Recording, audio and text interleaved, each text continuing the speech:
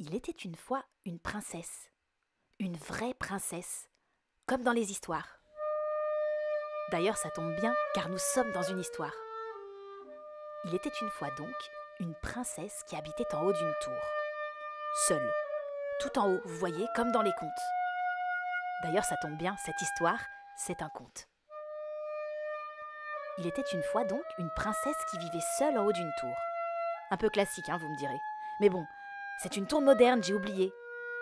Une tour de centre-ville de 15 ou 20 étages. C'est là-haut qu'elle habite, toute seule et renfermée. Enfin, toute seule. Il y a plein d'autres gens dans la tour, des voisins qui font du bruit, des enfants qui jouent, un prof de maths, une jeune avocate et même un magicien. Oui, un vrai magicien. Je vous l'avais dit, on est dans un conte. Il s'appelle Schmendrick, mais on y reviendra plus tard. Mais dans cette tour, personne ne la voit et elle ne voit jamais personne. Vous vous demandez pourquoi, j'imagine. Elle dit qu'elle est trop moche pour recevoir du monde et que de toute façon, elle est tellement moche que personne ne veut la voir. C'est pas moi qui le dis, c'est elle. Moi, je l'ai jamais vue, Mélinée. Elle s'appelle Mélinée. Moi, je vous raconte juste l'histoire. Alors, elle reste seule, toute seule, dans sa grande tour de 15 ou 20 étages, toute seule, au milieu d'une grande ville. Voici ce que je te propose. Si tu relèves ce défi, si cela ne te fait pas peur, et si tu arrives au bout, bien sûr, tu deviendras belle. Mais alors belle!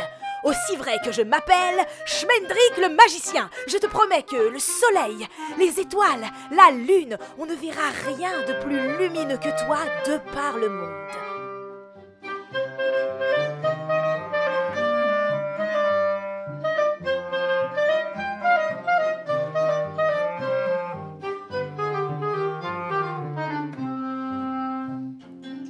C'était la première fois qu'elle se retrouvait là, sur cette avenue, au milieu du monde. Il y en avait partout, à gauche, à droite, des voitures, des camions, des motos, des vélos, des piétons.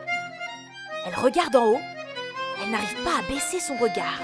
Des écrans, et encore des écrans, sur les bus et les tramways, sur les grands immeubles, sur sa tour à elle, sa grande tour de 15 ou 20 étages, elle ne le savait même pas. Et des tout petits écrans dans les mains, tout le monde. On regarde par terre et on marche.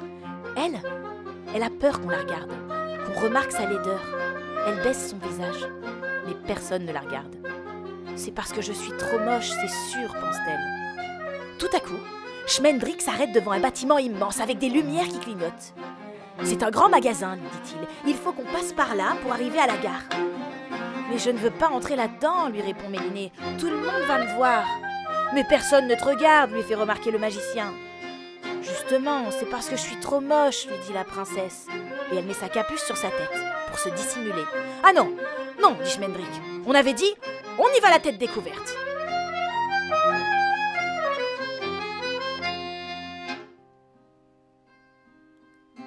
C'est donc ça qu'on appelle la campagne.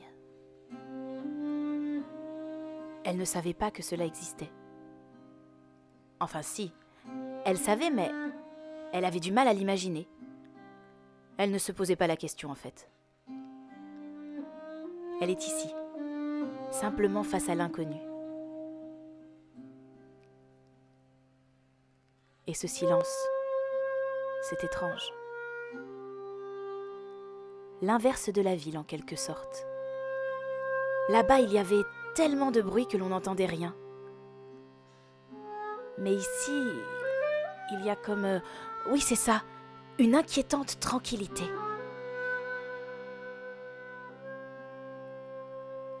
Les oiseaux, le clapotis de l'eau sur la rive du lac, le frémissement du vent dans les feuilles des arbres. Pas un bruit, mais on entend tout. Non, non, lui répondit Mélinée, je n'irai pas. Il ne voudra jamais danser avec moi de toute façon. Bon, il faut que j'y aille parce que le temps passe et il est bientôt minuit et... Et quoi? L'interrompit Schmendrick. Mais arrête, t'es pas Cendrillon, tu ne vas pas te transformer en citrouille.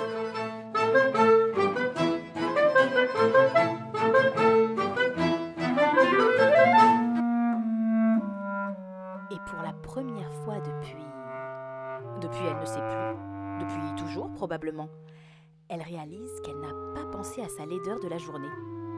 Pas une seule fois. C'est étrange d'ailleurs. Personne ne lui a fait de remarques à ce sujet. D'habitude non plus, on ne lui fait pas de remarques.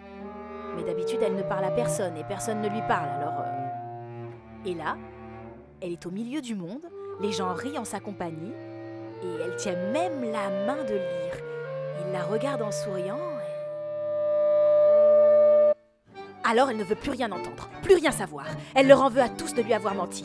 Elle les entend courir derrière elle, mais elle ne s'arrêtera pas. Elle entend Schmendrick qui lui crie « Attends, Mélinée, attends, il faut que tu comprennes !» Mais elle ne s'arrête pas et court plus vite qu'elle n'a jamais couru, traversant ville et campagne, parcourant en sens inverse tous les chemins qui l'avaient menée jusqu'ici. Puis elle aperçoit sa ville, sa tour, et tant pis, elle y retourne là-haut, tout en haut, toute seule, tant pis, mais qu'on ne lui parle plus de Schmendrick, de Lyre ou de sa soi-disant beauté.